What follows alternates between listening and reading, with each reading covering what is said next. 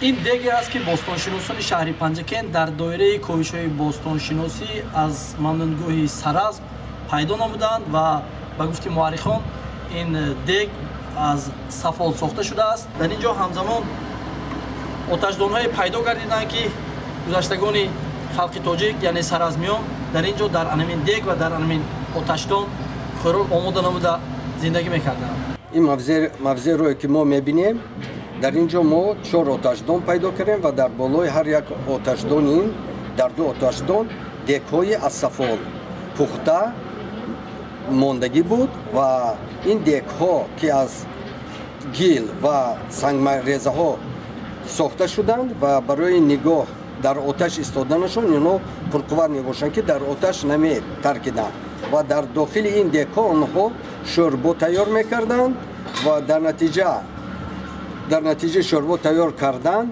ما از کجا میدونیم که از داخل آنها استخوان‌های گوسفند و بز پیدا شد با کاسه‌خانه‌های سری گوسفند و بز.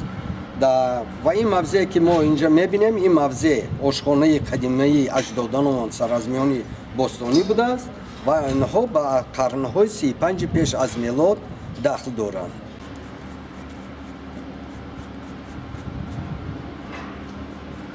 ما از قبط یکم فرش سرز از ساحه 11 رنگ‌های زرد، سرخ و گلابی را یافتیم. این رنگ‌ها اساساً برای نقاشی کردن در روی سفال‌های سرزمیان باستان استفاده برده می‌شد که این از مینرال‌های کوهی همون کلالگران جمع کردند.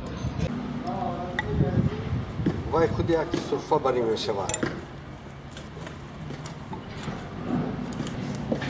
سید مراد گفته همین با یک عربو پیدا میشه.